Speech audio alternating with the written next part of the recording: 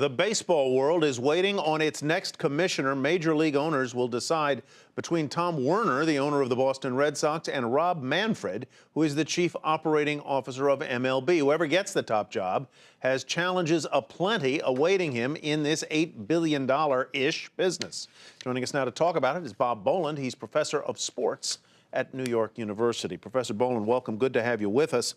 The votes are apparently going on today in Baltimore.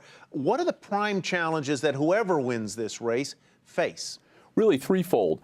Baseball has grown in revenue under Bud Selig from approximately a $4 billion entity a year to almost a $9 billion entity this year, but its fans have gotten older and it faces increasing competition. So whoever's going to move the sport forward needs to move the sport forward effectively, get it more popular with younger people, and keep labor peace moving forward in that same direction so that it remains the national pastime. Those are two really important issues.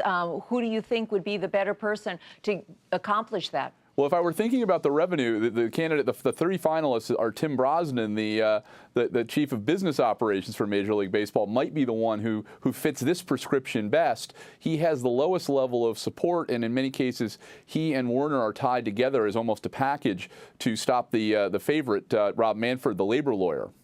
Baseball's television ratings have not kept up with some of the other sports. In the middle of the World Cup was smacking baseball regularly. How big a challenge is that? How is the audience? How do you build back the audience? Well, baseball has a unique problem because it has a lot of product out there. I mean, every team plays 162 games.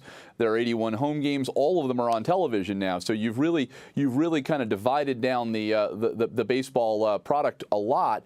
Where you probably would focus is bringing the postseason back in its greatest capacity and getting it on as much television, and at times fans can see it most effectively. And that may not be on television now. That may be digitally too, because we're looking at a real big change in how we consume our sports products. So look ahead, let's say 10 years from now, how is this whole business of baseball and the sport of watching baseball going to change under the leadership of one of these guys? Well, that's a really great question. I don't think we can necessarily tell. Manfred's probably running on the past record of labor peace. Werner and/or Brosnan are running to some degree on futurism, the idea that they understand the entertainment business, that they understand how to make this game relevant to the next generation. And with an all-star game average age of fandom at 53, baseball is in a time that it needs to change and get younger. So how do you get the demo to come down? How do you make the baseball stadiums the place where guys want to take girls out on dates if they can afford to go? Well, that's the last one is probably make sure that there are prices that we can get to so that the sport doesn't go entirely corporate, play the games a little faster, and provide more entertainment in the stadium and the in-stadium experience, and keep your teams relevant and your games relevant. And that is a challenge all the way around. Bob, thank you very much. Bob Boland, New York University.